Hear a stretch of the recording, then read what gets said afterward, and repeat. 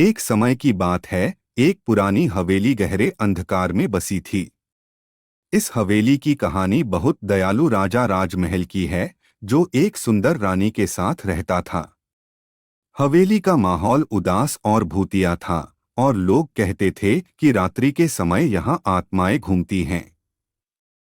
एक दिन एक साहसी युवक नामक वीर ने सुना कि इस हवेली में असली भूतिया कहानियां होती हैं, और वह इसे खुद देखने का निर्णय लिया। रात के समय जब चांदनी चमक रही थी, वह हवेली की ओर बढ़ा।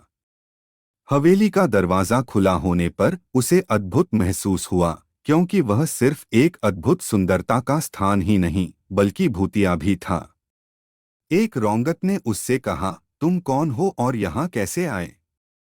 वीर ने रौंगत से अपनी उत्सुकता साझा की और उससे भूतिया कहानियों के बारे में सुना। रौंगत ने कहा, यहाँ एक समय की बात है, एक राजा और रानी यही रहते थे। उन्हें एक बेटी हुई जिसका नाम परी था। परी बहुत प्यारी थी, लेकिन एक दिन उसकी मौत हो गई।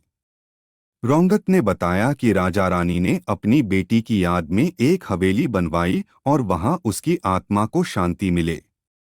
लेकिन परी की आत्मा आज भी हवेली में घूमती है और उसे अपने प्यारे साथी से मिलने का इंतजार है।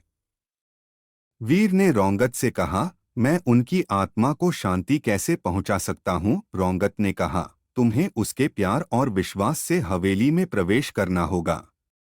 वीर ने परी की आत्मा के साथ बातचीत की और उसे यह बताया कि उसके माता पिता उससे प्यार कर रहे हैं और उसकी आत्मा को शांति मिलने वाली है। धीरे धीरे हवेली का माहौल बदलने लगा और एक उज्ज्वल प्रकाश ने छाया।